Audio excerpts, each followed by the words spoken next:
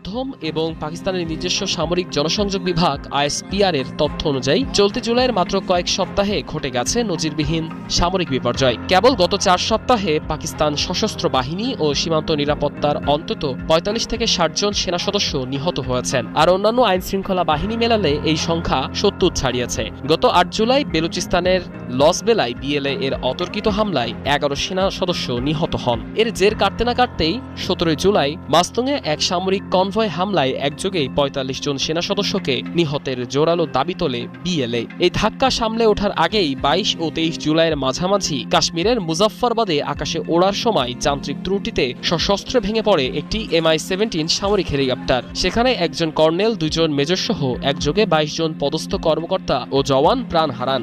আর ২৪ জুলাই খাইবার পাখতুনখওয়ার ট্যাঙ্কে টিটিপি এর ভয়াবহ গাড়ি বোমা হামলায় ধূলিসাৎ হয়ে যায় সামরিক চেকপোস্ট, যেখানে ঘটনাস্থলে নিহত হন আরও ১২ জন সেনা সদস্য। যুদ্ধের ময়দানে পাক বাহিনীর এভাবে হাঁটু গেড়ে বসার পেছনের মূল কারণ অনুসন্ধান করতে গিয়ে আন্তর্জাতিক সামরিক বিশ্লেষকরা তুলে আনছেন চাঞ্চল্যকর তথ্য।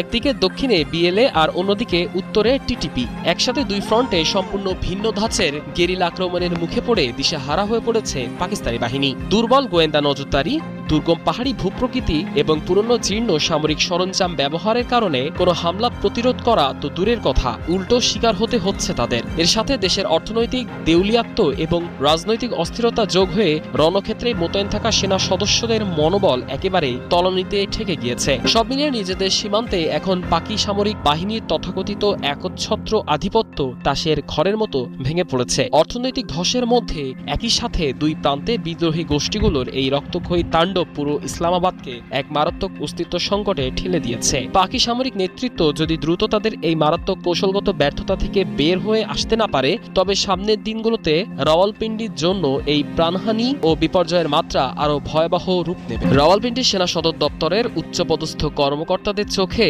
এখন চরম আতঙ্কের ছাপ। একদিকে বেলুচিস্তানের রুক্ষ পাহাড়ে বিএলএ এর রক্তক্ষয়ী অ্যাম্বুশ, অন্যদিকে খাইবার পাখতুনখোয়ার টিটিপির বারুদ ঠাসা আত্মঘাতী বোমার তাণ্ডব। আর এর মাঝেই আকাশে যান্ত্রিক ত্রুটিতে ছাই হয়ে যাওয়া সেনা কর্মকর্তা বোঝাই সামরিক হেলিকপ্টার। মাত্র ৪ সপ্তাহের ঘূর্ণিঝড়ে মাটিতে মিশে গেছে পাকি বাহিনীর ৭০ জনেরও বেশি সেনা সদস্যের তাজা প্রাণ। কিন্তু নিজেদের ঘরের মাঠেই কেন এভাবে পর্যুদস্ত হয়ে ধবল ধোলাই খাচ্ছে একসময়ের অহংকারী এই পাক সামরিক বাহিনী?